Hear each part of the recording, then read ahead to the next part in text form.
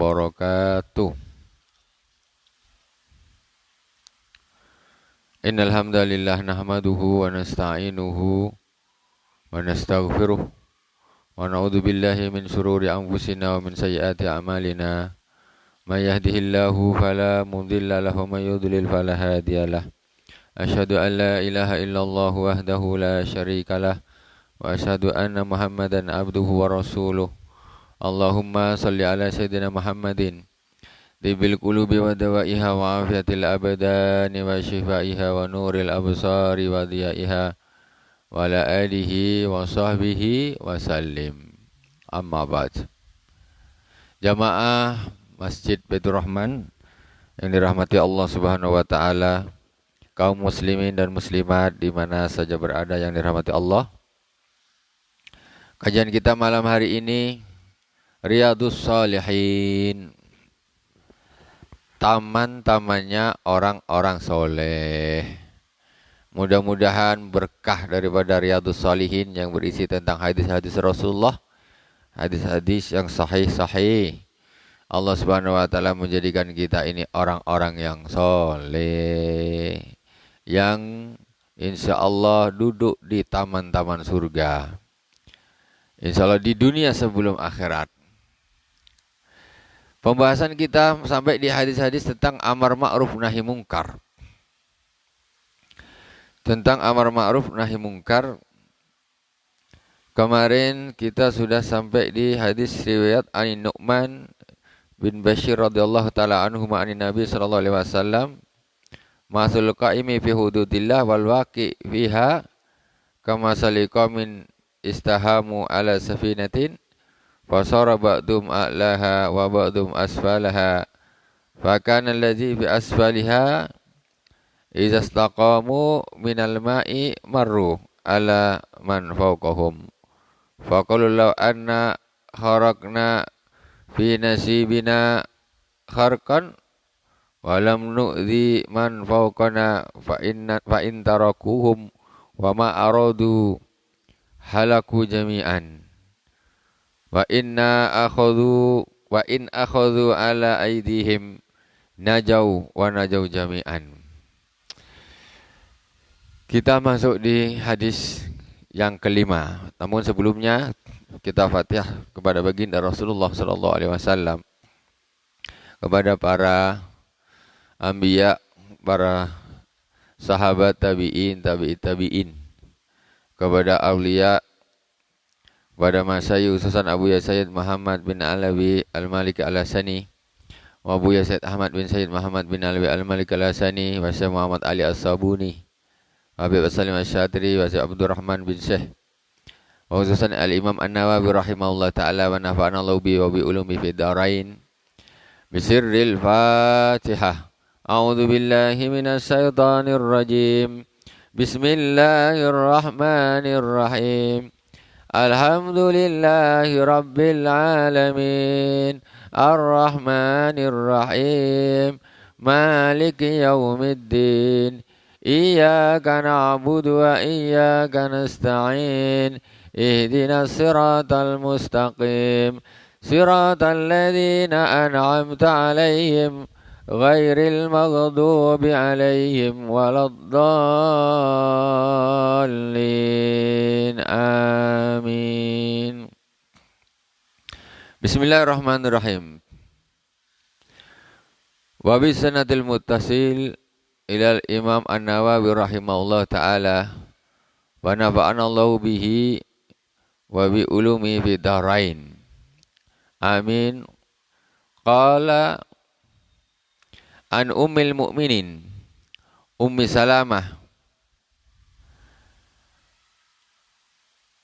Hindin binti Abi Umayyah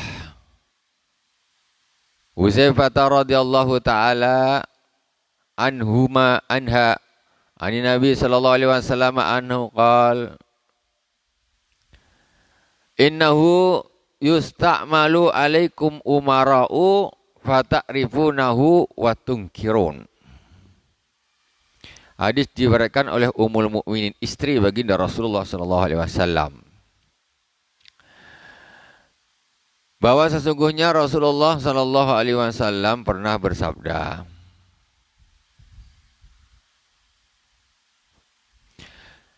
sesungguhnya innahu yusta'malu alaikum umara'u fata'rifuna wa tunkirun.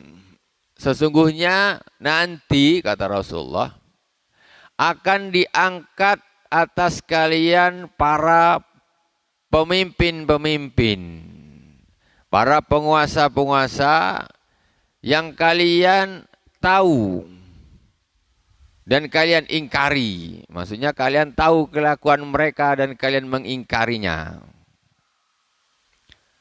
Faman kariha faqad bari'a.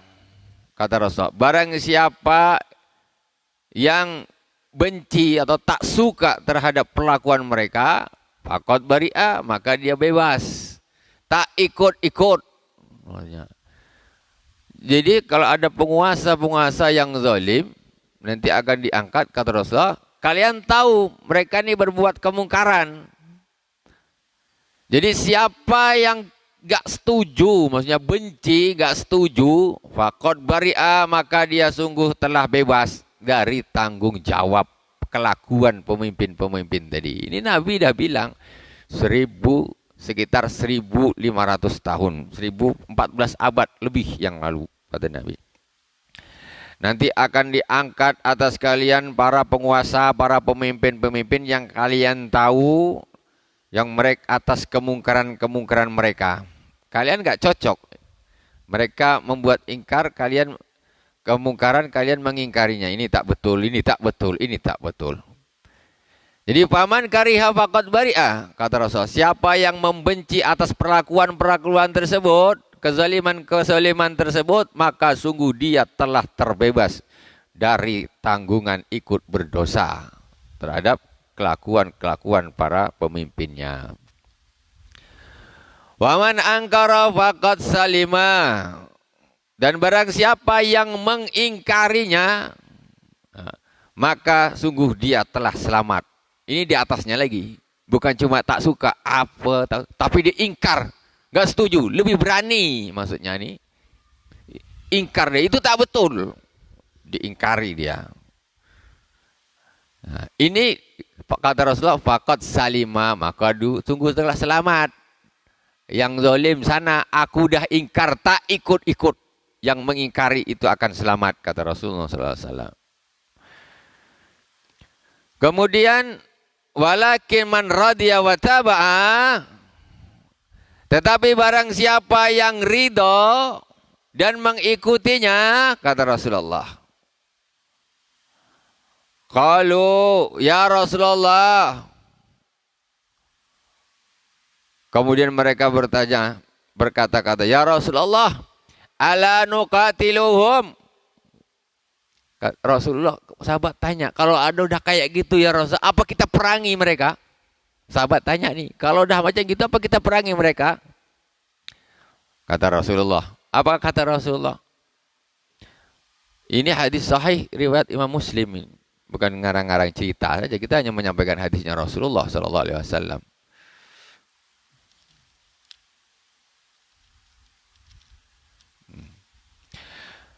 Qala la ma aqamu fikumus shalah. Kata Rasul, tidak, kalian jangan memperanginya selagi mereka mendirikan sholat di antara kalian. Maksudnya kalau sholat itu, selagi sholat itu tidak dilarang, jangan diperangi, kata Rasulullah SAW. Tengok bahasanya Rasulullah. Pokoknya selagi sholat itu tidak dilarang, jangan diperangi. Nah, itu batasannya. Tengok kabarnya ngeri. Kalau udah sholat itu udah dilarang, nah berarti udah batasan terakhir. Ini kata Rasulullah. Nah, jadi jangan sampai jadi orang yang radhiya wa taba'a, ridho terhadap kelakuan mereka, orang-orang yang zalim, orang-orang para pemimpin yang berbuat mungkar, wa taba'a, ngikut. Wah, itu nanti di akhirat masuk, ikut tercatut ya atas kelakuan-kelakuan mereka. Jangan ridho, minimal gak suka, lebih dari itu ingkar. Sahabat langsung, ya Rasulullah kita perangi apa orang kayak gitu? Jangan. Selagi mereka tidak melarang engkau sholat. Nah, selagi mas aqamu fikumus shalah, maksudnya selagi mereka mendirikan pada kalian sholat, maksudnya kalian ini masih dibolehkan sholat. Tak apa-apa, kalau udah sholat tak boleh macam mana? Nah, sholat kok tak boleh? Nah, ini, itu batasnya. Selagi masih boleh sholat, jangan diperangi. Tapi ingkar harus. Gak suka, masa orang berbuat zalim kita kok ridho, suka, macam mana? Kau ini lebih ridho ke orangnya, tapi kau tidak meridhokan Allah Subhanahu Wa Taala. Kita mesti carinya ridhonya Allah, bukan ridhonya para orang-orang yang berbuat zalim, orang yang melanggar aturan-aturan Allah. Kita tidak boleh ridho. Berarti kita lebih mendahulukan manusia yang zalim daripada mencari ridhonya Allah Subhanahu Wa Taala. Ini kan babnya bab amar ma'ruf nahi mungkar, kayak gitu. Maksudnya ini ada batasannya orang amar ma'ruf nahi mungkar tuh. Nah, pertama di hati aja lah. Di hati apalah gini, tak suka betul lah gue kayak gini. Nah, itu di dalam hati. Lebih dari itu keluarkan. Ngomong sekali. Ya, tapi tentu resiko. Apabila tak resiko dengan di depan apa kalau penguasa tersebut adalah penguasa yang zalim. Ini hadis Rasulullah. Hadis berikutnya, hadis sahih riwayat Imam Bukhari dan Muslim. An Ummul Mukminin Ummul Hakam Zainab binti Jahshin. Ini dari istri baginda Rasulullah sallallahu alaihi wasallam juga. Ya. Sayyidah Zainab binti Jahsh. Radhiyallahu ta'ala anna Nabi sallallahu alaihi wasallam dakhala 'alaiha far'an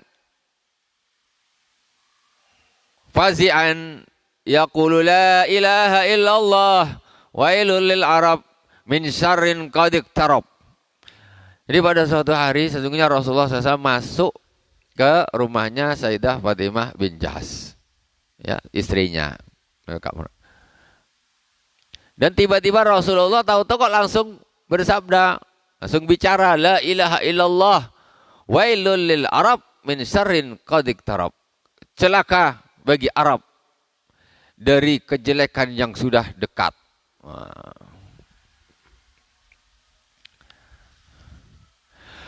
Futihal yawma min radmi Ya'juj wa Ma'juj. Mislu hadhihi wa halaqa bi usbu'aihi al-ibham wallati taliha faqultu ya Rasulullah anahliku wa fina salihun qala na'am idza kathural khabath. Jadi kata Rasulullah, celakalah Arab dari kejelekan yang sudah dekat.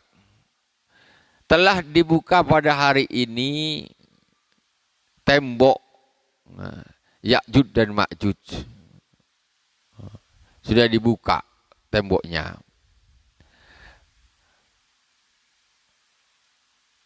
Seperti ini kata Rasulullah, wa halaka usbu'aihi bil ibham. Dia membuat lingkaran seperti ini. Faqultu ya Rasulullah anahliku wa binas salihun.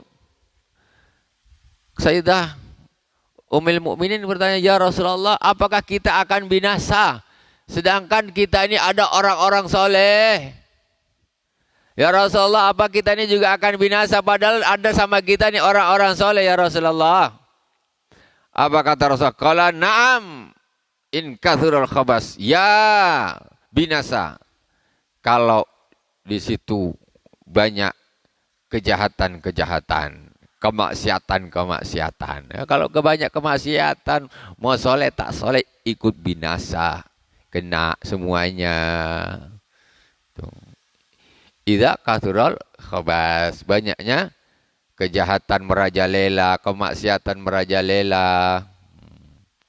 Itu nanti musnah semua, mau soleh, mau enggak soleh, semuanya binasa. Musnah. Jadi tembok Ya'juj dan Ma'juj sudah dibuka kata Rasulullah sallallahu alaihi wasallam.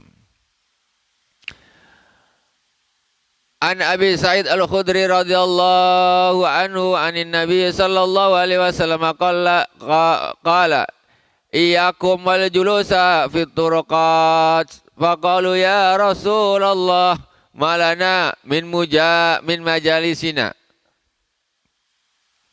buddun natahaddatsu fiha faqala Rasulullah sallallahu alaihi wasallam fa idza abaitum illal majlisa fa'atut tariqa haqqahu. Rasulullah sallallahu alaihi wasallam bersabda, janganlah kalian ini duduk-duduk di jalan-jalan, kata Rasulullah sallallahu alaihi wasallam.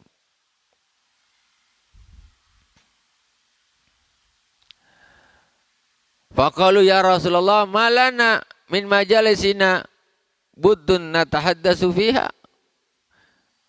Kemudian para sahabat bertanya,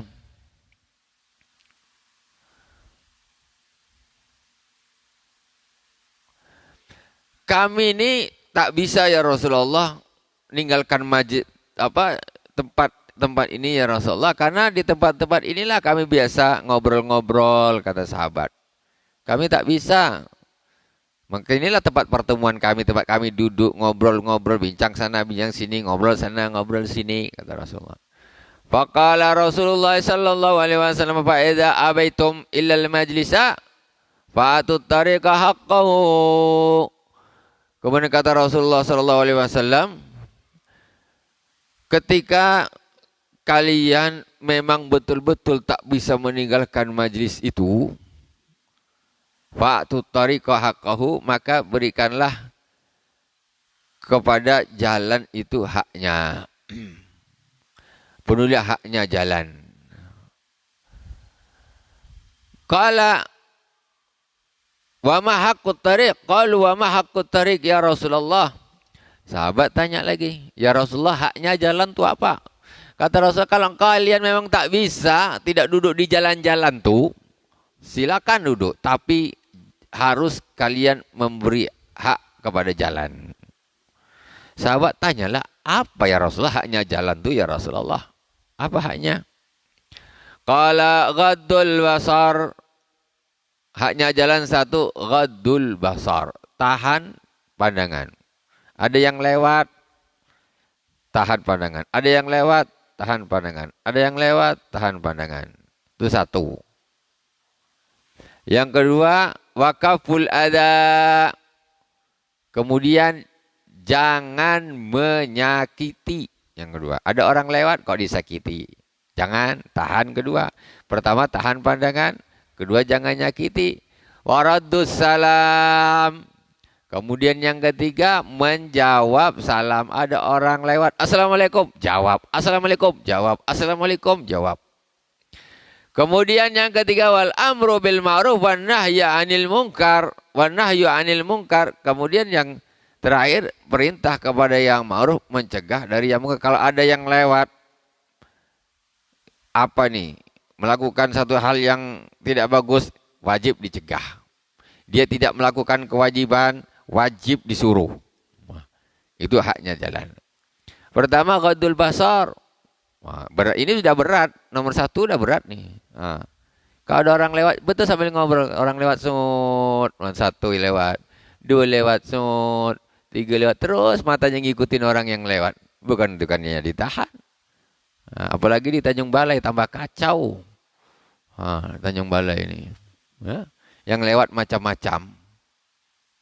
Ini masalahnya.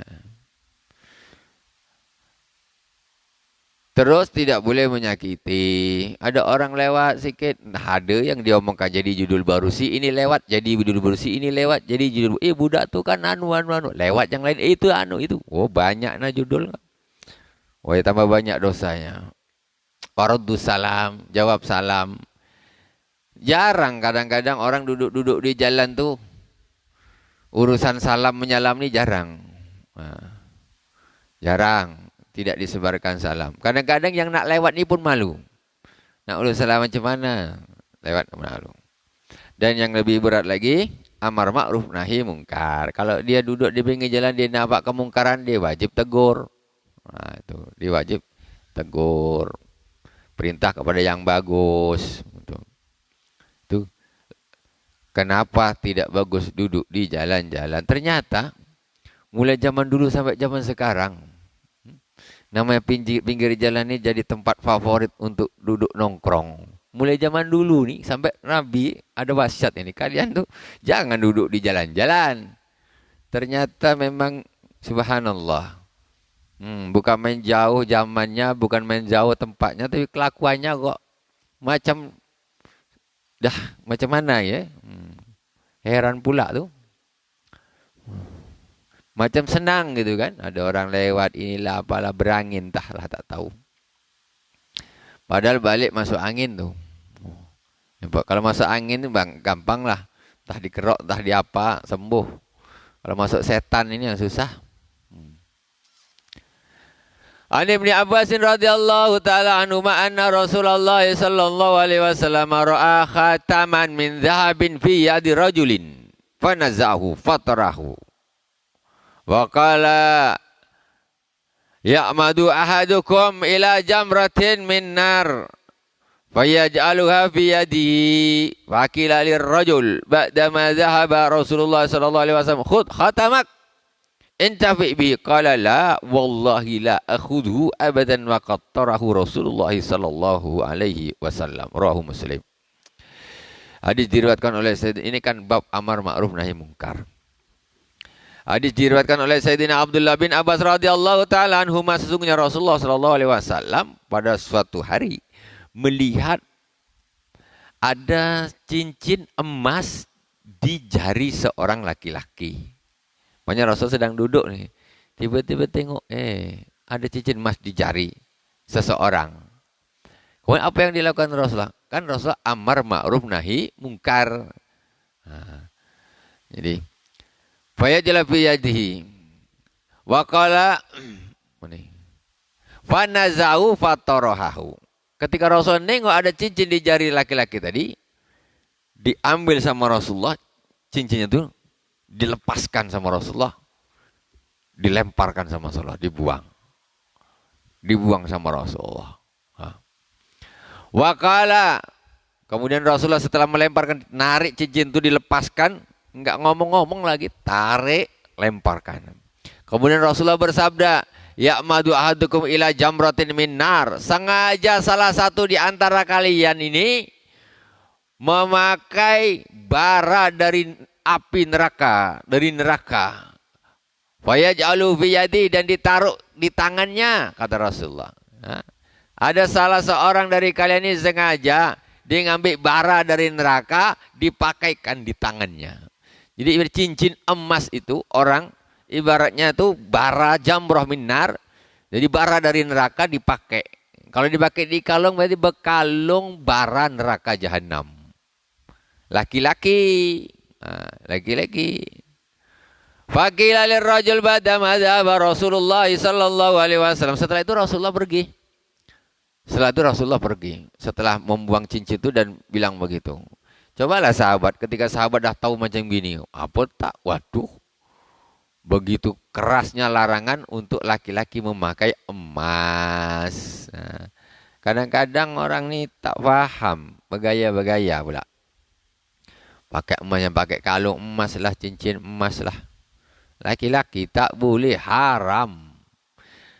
Haram itu bukan menyusahkan kita orang laki-laki, tetapi haram itu, keharaman itu menyelamatkan kita. Agar kita ini selamat. Maksud Allah nih, maksud Rasulullah nih, kau jangan pakai ini haram hukumnya, supaya kau ini selamat. Kalau tak jadi diharamkan, kalau apa istilahnya, kau nak pakai aja terserah sana, ternyata itu api neraka, bara dari neraka, maka orang nanti banyak pakai, banyak tak selamat. Jadi haram itu sebetulnya nikmat, karena itu adalah arahan dari Allah Subhanahu wa taala agar kita selamat. Ini haram tak boleh, ini yang diharamkan mesti tak bagus. Yang diharamkan tuh mesti tak bagus, itu sudah jelas. Seandainya kita tahu mana yang bagus, mana yang tidak, tengok mana yang haram, mana yang tidak. Kalau haram mesti tidak bagus. diuji atau belum diuji oleh ilmu dunia, itu mesti tidak bagus. Babi haram mesti tak bagus. Coba tak cara dicek sampai habis sana. Sama orang ahli kedokteran, ahli biologi, dicek sana. Kandungannya seperti apa. Khamar, arak, pasti tak bagus tuh. Karena sudah diharamkan sama Allah Subhanahu wa ta'ala. Zina pasti tak bagus. Kalau bagus gak mungkin diharamkan sama Allah Subhanahu wa ta'ala. Kalau diharamkan pasti tak bagus itu.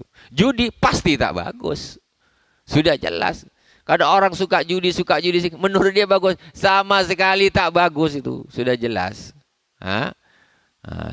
Jadi sebetulnya haram itu, diharamkan itu merupakan satu kenikmatan. Karena itu adalah giringan Allah Subhanahu wa ta'ala, aturan Allah Subhanahu wa ta'ala agar kita ini menjauhinya, agar kita selamat.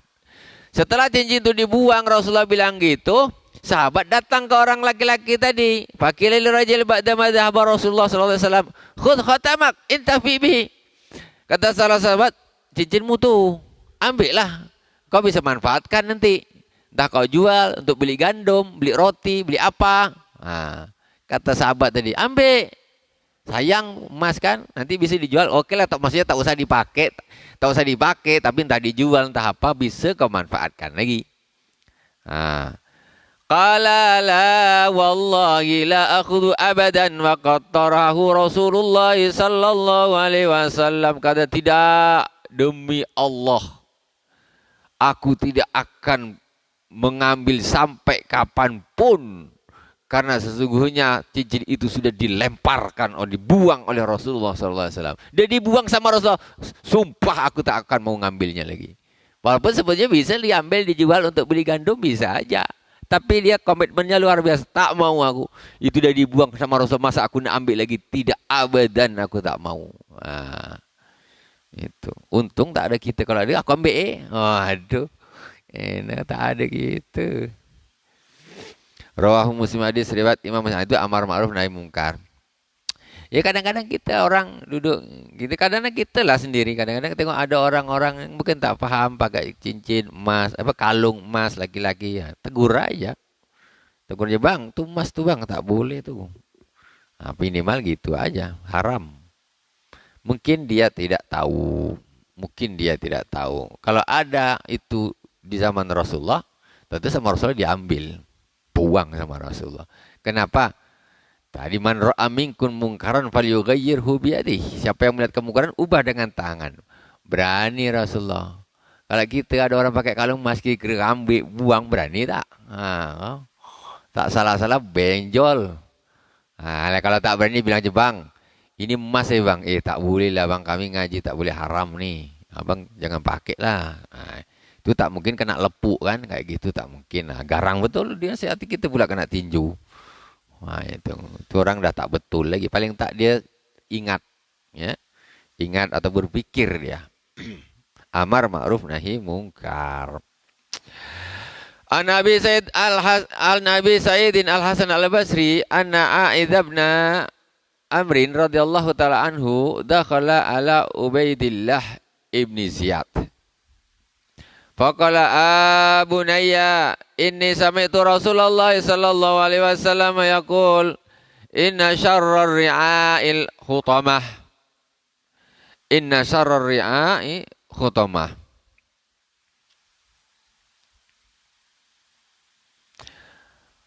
Fa iyyaka an takuna minhum. Faqala lahu ijlis fa innama anta min nukhalati ashabi Rasulillah sallallahu alaihi wasallam.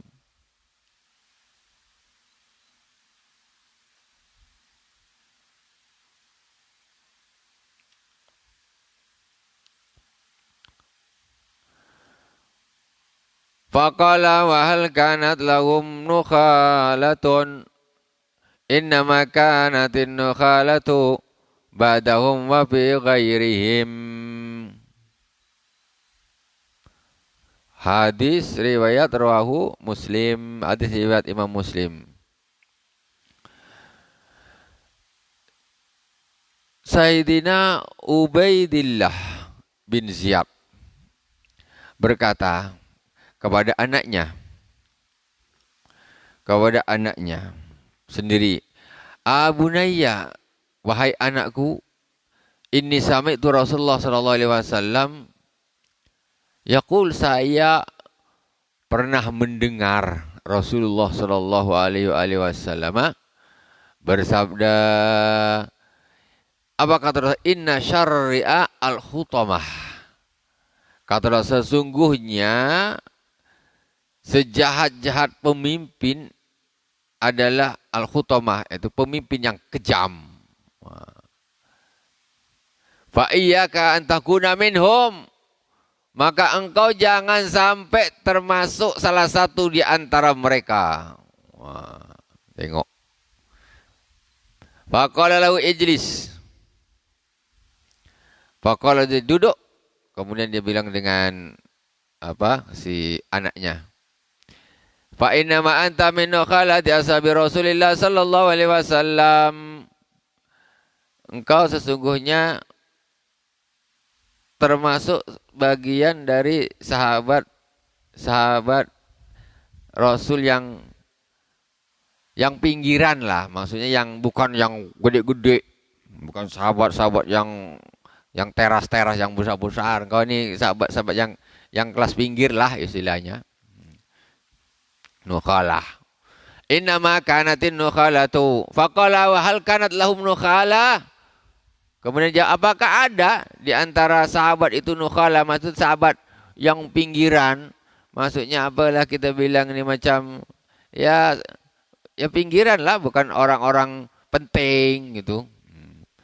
Inna makanatin nukhalatu ba'dahum wa fi ghairihim. Sesungguhnya nukhala atau orang-orang pinggiran, sampah, istilahnya sampah-sampahnya itu ada itu setelah zaman sahabat. Nah, baru ada. Kalau sahabat tuh bagus semuanya. Tak ada yang ceritanya tak bagus tuh, tak ada. Nah, kalaulah memang sahabat orang tuh beriman kepada Allah, kepada Rasul, dia sahabat, itu semuanya bagus. Gak ada istilahnya yang kelas-kelas tak berguna, sampah istilahnya. Itu sampah-sampah itu adanya setelah zaman Rasulullah.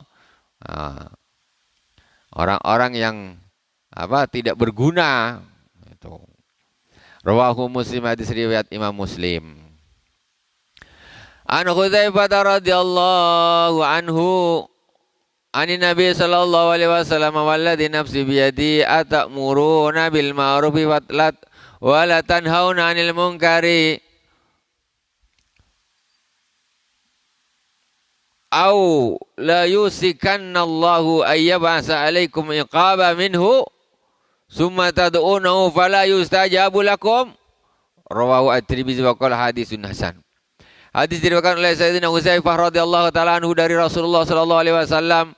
Beliau bersabda, demi zat yang diriku ada di tangannya, atamuruna bil ma'rufi wa la tanhauna 'anil munkar.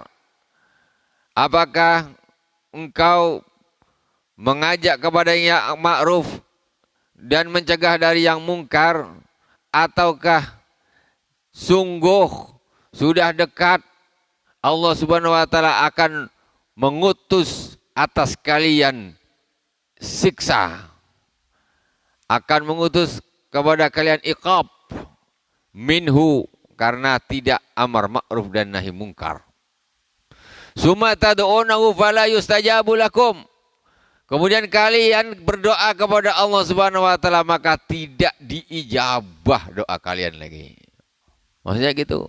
Kalian ini mau tidak amar ma'ruf nahi mungkar, mencegah kemungkaran, menuruh kepada kebaikan, atau nanti sudah dekat sekali Allah akan memberi azab. Maksudnya azabnya apa? Orang kalau enggak satu kaum sudah enggak ada lagi amar ma'ruf nahi mungkar, cepat azabnya Allah turun itu. Cepat. Kemungkaran biarin aja. Biar ajalah. Tak ada yang peduli. Itu nanti dekat dengan azabnya Allah Subhanahu wa taala. Tidak hanya itu, summa tad'unahu fala yustajabu lakum. Nanti kalian, kalau kalian berdoa, itu doa kalian tidak akan diijabah oleh Allah Subhanahu wa taala. Lah sekarang ini agama ini bisa tersebar sampai di sini, itu kenapa amar ma'ruf nahi mungkar. Kalau amar ma'ruf nahi mungkar tak ada, berhenti agama ini. Berhenti, kemungkaran berkembang biak ramai, tidak ada amar ma'ruf, kebaikan nyusut. Habislah akhirnya agama. Nah, makanya amar ma'ruf nahi mungkar ini wajib. Kalau sampai satu kaum tidak ada amar ma'ruf nahi mungkar, percayalah azab sebentar lagi turun. Tidak hanya itu, kalian nanti doa tak akan diijabah sama Allah Subhanahu wa taala. Nah, itu. Itu pentingnya amar ma'ruf nahi mungkar. Itulah kadang-kadang kita nih ya malas ngurus. Nah, ini kadang-kadang resiko besar. Resiko aku nanti nak cakap ini masalah ini. Minimal sudah minimal. Hati itu harus ingkar. Hati harus ingkar. Jangan sampai tadi rodiya wa taba'a, ridho ngikut lagi, la haula wala quwata illa billah. Macam mana lah kau besok di akhirat kau ikut orang-orang zalim itulah. Jangan ikut. Kalau tak berani ya sudah diam. Diam, kalau berani cakap. Tak berani diam tapi ingkar. Hadis berikutnya, an Abi Sa'id Al-Khudri radhiyallahu anhu anin Nabi sallallahu alaihi wasallam qala afdalul jihadi kalimatu adlin inda sultanin jair. Dari Sayyidina Abi Sa'id Al-Khudri radhiyallahu taala anhu dari Rasulullah sallallahu alaihi wasallam. Dari Nabi Muhammad sallallahu alaihi wasallam, beliau bersabda, seutama-utamanya jihad. Jihad yang paling utama adalah kalimatu adlin, kalimat keadilan inda sultanin jair, di hadapan sultan yang sewenang-wenang. Itu paling bagus, jihad paling utama, karena tak semua orang berani. Aku kalau cakap gini selesailah, tak berani. Makanya ini menjadi afdalul jihad. Nah, afdalul jihad itu jihad yang paling utama, kalimatu adlin, kalimat keadilan di hadapan pemimpin sultan yang sewenang-wenang. Itu sampaikan, salah berani cakap, sampaikan. Tak, resikonya memang luar biasa besarnya, tapi itulah afdalul. Namanya orang jihad mati, perang tuh jihad fisabilillah, tentu nyawa taruhannya.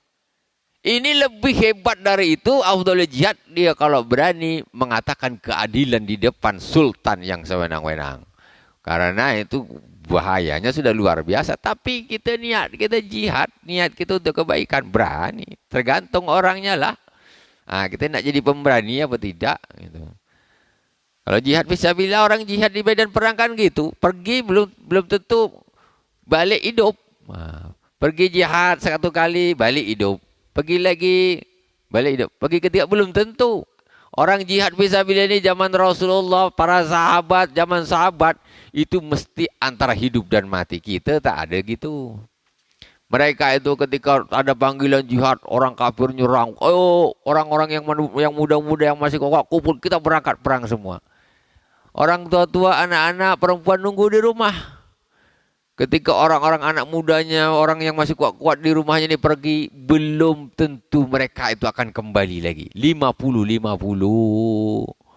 Kalau kita kan tak, santai aja, paling pergi kerja balik sore, pergi kerja itu aja. Dulu bukan main orang jihad itu fisabilillah. Kalau nggak ada mereka, apa Islam sampai di sini? Kalau perang Badar kalah, sudah habis Islam, tak ada lagi yang mengembangkan. Perang Badar 313 lawan 1000 orang, menang. Nah, memang begitu, karena musuh itu tidak semuanya itu bisa ditaklukkan dengan hujah, bisa didakwai dengan lisan, nggak semuanya. Nah, juga dengan debat dah cukup, enggak semua. Karena kadang-kadang mereka justru musuh-musuh itu ya memang mereka justru menggunakan fisik lah. Orang Islam kalau enggak siap secara fisik ya mati konyol lah, mati konyol. Nah itu bukti. Tetap makanya yang seperti itu jihad itu luar biasa fadilahnya, karena taruhannya nyawa untuk menegakkan kalimat Allah Subhanahu wa taala. An Abi Abdullah terakhir. An Abi Abdullah Tariq bin Shihab Al-Bajali Al-Ahmasi radhiyallahu anhu anna rajulan sa'ala Nabiy sallallahu alaihi wasallam wa qad wada'a rijlahu fil ghazwi ayyul jihadi afdal qala kalimatu haqqin inda sultanin jair.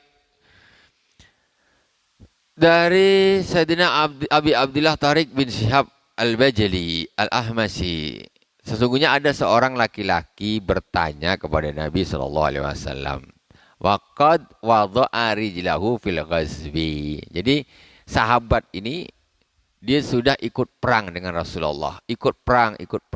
Dia tanya sama Rasulullah, ayul jihadi afdal ya Rasulullah, jihad apa yang paling utama ya Rasulullah? Dia udah ikut jihad nih, ikut perang sama Rasulullah. Dia tanya sama ya Rasulullah, jihad yang paling utama itu apa ya Rasulullah?